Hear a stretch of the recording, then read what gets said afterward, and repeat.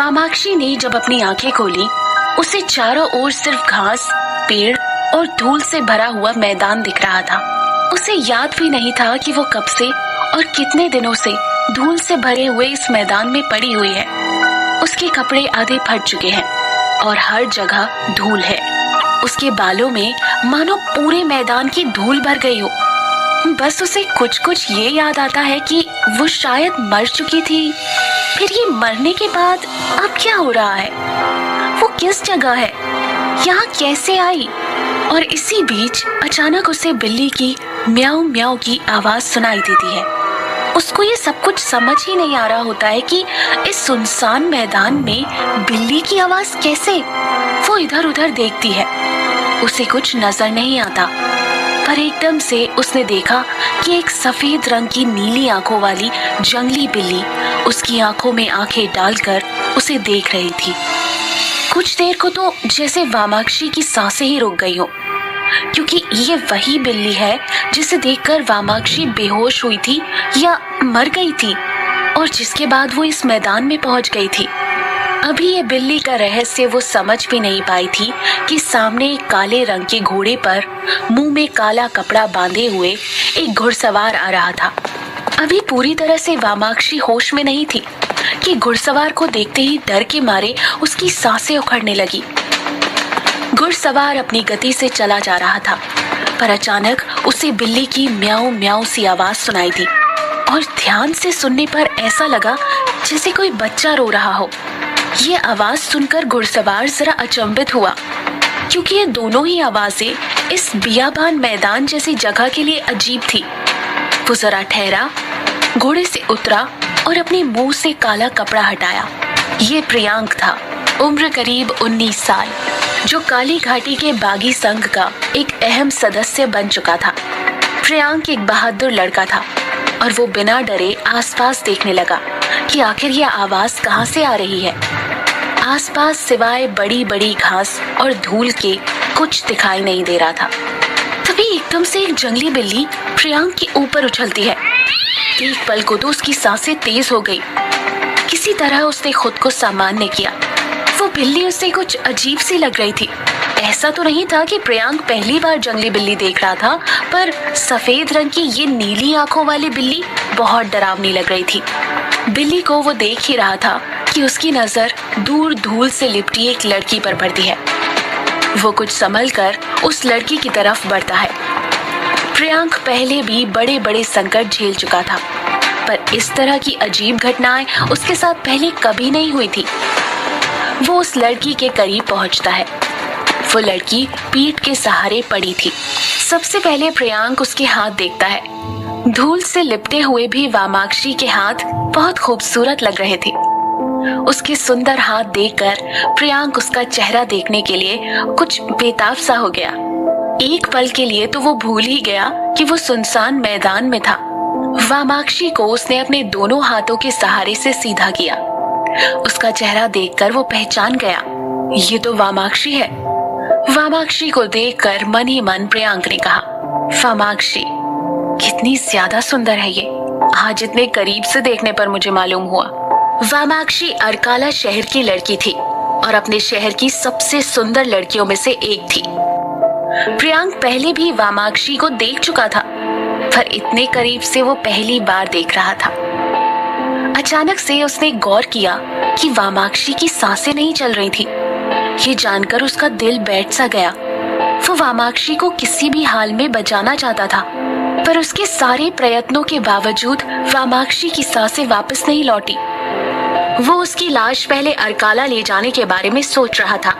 अगर इसे मरा हुआ अरकाला लेकर जाऊंगा तो ना जाने लोग क्या कहेंगे, और वामाक्षी की वो डायन दादी, वो तो मुझे जिंदा ही जला देगी, और फिर हो सकता है कि मेरे अपने परिवार वाले भी मुझे अपने पास ही रोकें। ये सब सोचकर उसने आसपास कहीं गड्ढा देखा और उसमें ही वामाक्षी को दफनाने के लिए अपने भगवान से प्रार्थना की। अब प्रियांक ने जैसे ही उसकी बाहें पकड़ी, एकदम से वामाक्षी ने आंखें खोल दी। डर के मारे प्रियांक अंदर तक कांप गया। उसने जोर से गुस्से में चिल्लाकर कहा, तू लड़की है या भूत? वामाक्षी ने अपने शरीर से धूल को झाड़कर जैसे ही प्रियांक की तरफ देखा, तुम कैसे? तुम जिंदा हो? तुम तो मर गए थे। पूरे शहर में तो यही शोर था, तुम यहाँ कैसे? प्रियांक का डर अभी खत्म नहीं हुआ था। पहले वो जंगली बिल्ली और अब एक लाश का इस तरह बोल पड़ना। फिर भी प्रियांक ने जरा मन मजबूत करके कहा, मैं अपने परिवार और राज्य से बगावत करके बागी संघ में शामिल हो गया हूँ और इस बीच मैंने तुम्हारे भी गायब हो जाने की खबर सुनी। तुम पिछले 2 दिनों से कहाँ थी और इस सुनसान मैदान में कैसे आ गई?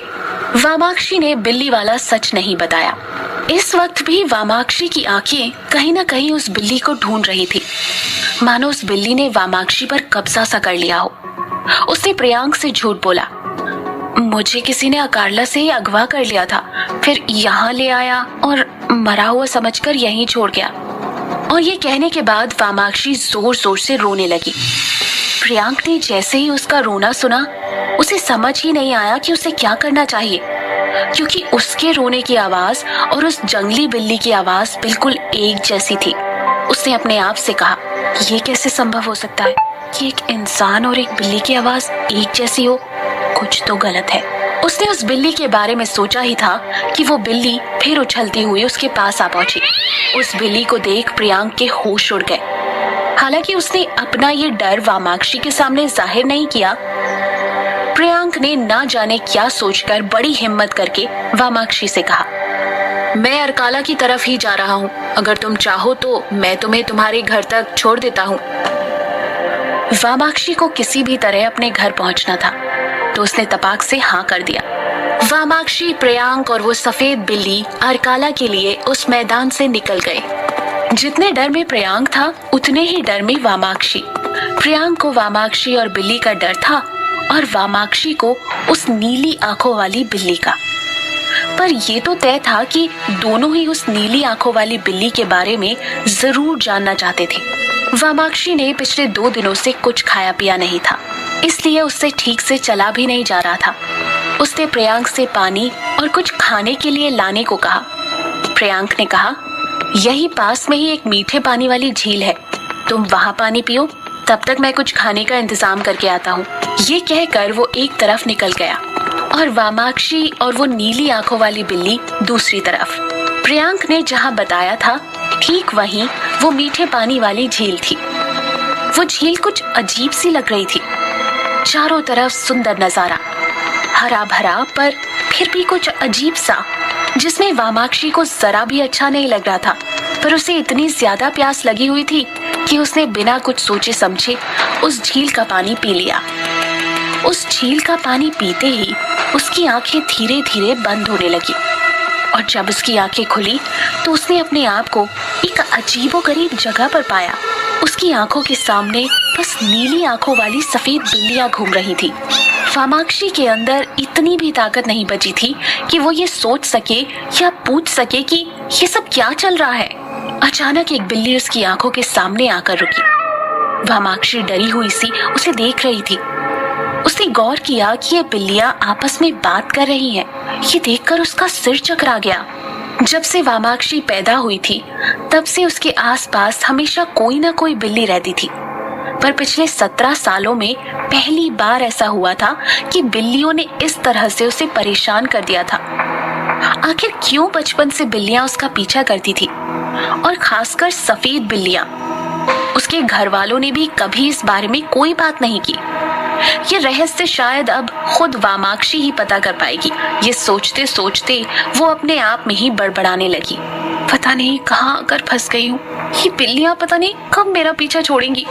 हम तुम्हारा पीछा नहीं कर रहे हैं, हम तुम्हें हर जगह निगरानी में रखते हैं ताकि कोई तुम्हें नुकसान ना पहुंचा सके। वामाक्षी ने आज पहली बार किसी बिल्ली की जबान से शब्द सुने थे।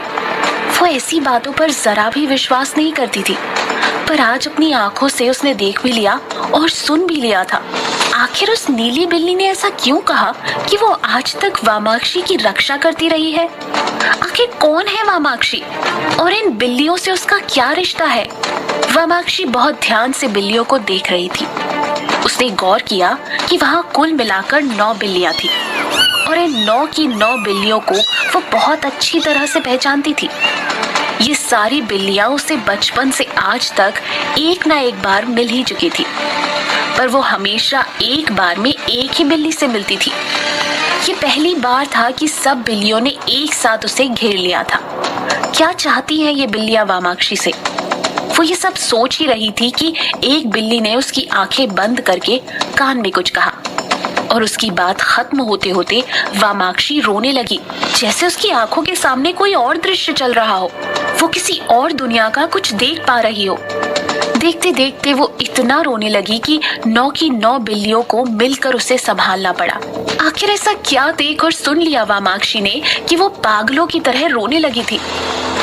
जब वामाक्षी ने रोना बंद किया तो एक बिल्ली ने गंभीर आवाज में कहा, मेरा तुम्हारा हम सबका एक ही मकसद है, हमारे जीवन का एक ही मकसद है। इस बार तुम्हें मनुष्य जीवन मिला है तो सारा बोझ तुम्हारे कंधों पर है। उम्मीद है कि तुम हम सबको निराश नहीं करोगी।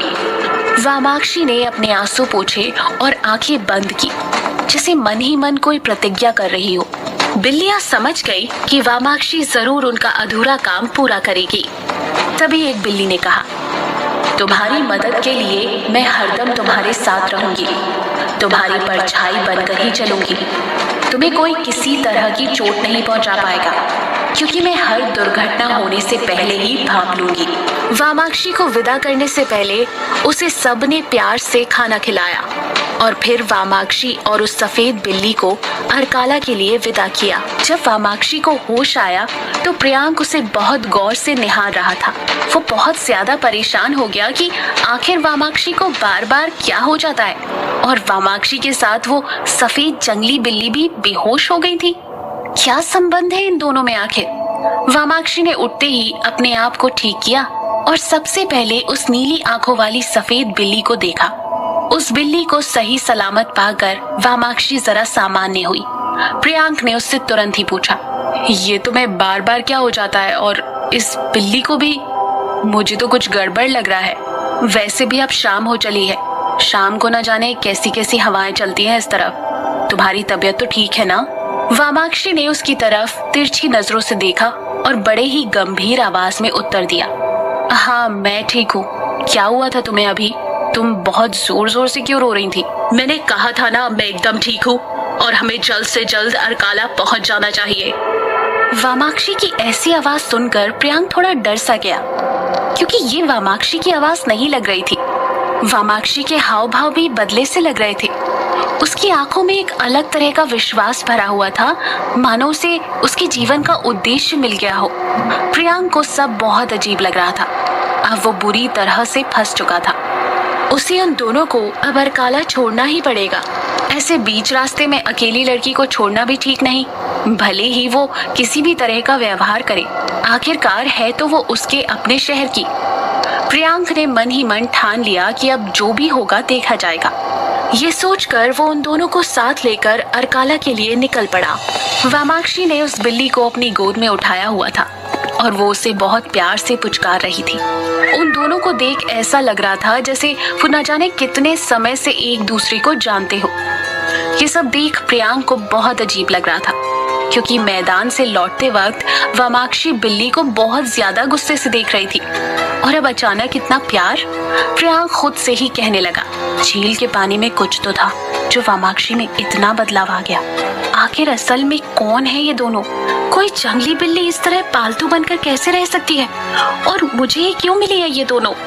ये सब सोचकर प्रियांक का सर फटा जा रहा था। अंधेरा हो चला था और वो तीनों अर्काला की सीमा के पास पहुंच रहे थे। जैसे जैसे अंधेरा बढ़ रहा था वैसे वैसे प्रियांक का डर भी। शाम के धुंध में बिल्ली मिमियाने लगी। वो आवाज सुनने में इतनी डरावनी थी कि बहादुर से बहादुर आदमी भी डर के मारे सहम जाए। फिर प्रियांक तो मात्र 19 साल का लड़का था। प्रियांक घोड़े के साथ आगे आगे और वामाक्षी सफेद बिल्ली के साथ पीछे पीछे। प्रियांक की एक बार भी हिम्मत नहीं हुई कि वो पीछे मुड़कर एक बार देख ले कि आखिर चल क्या रहा है पीछे। जैसे जैसे शाम काली हो रही थी वैसे वैसे बिल्ली का रोना तेज हो रहा था। प्रियांक का डर के मारे बुरा हाल था और अब उसने सोच लिया था, अब जो चाहे हो जाए मैं पता करके ही रहूंगा कि आखिर इन दोनों के बीच क्या रिश्ता है। ये सोचकर वो जैसे ही पीछे मुड़ा, उसके हाथ से घोड़े की लगाम छूट गई। वो डर कर जमीन पर गिर पड़ा। उसकी जबान मानो हलक पर आ गई थी और आंखें फटी की फटी रह गई थी। दुनिया का कोई भी इंसान ये दृश्य देखकर डर जाएगा। प्रियांक ने जिंदगी में इससे भयानक दृश्य कभी नहीं देखा था। शायद वो किसी को बताए तो कोई ये बात मानेगा भी नहीं। आखिर ऐसा क्या देख लिया था प्रियांक ने, जिसने उसके पैरों के नीचे से जमीन खिसका दी? और ऐसा क्या था जो वामाक्षी प्रियांक से छुपा रही थी? और क्या कहा था उस बिल्ली ने वामाक्षी के कान में? इन सब सवालों के जवाब जानने के लिए सुनते रहिए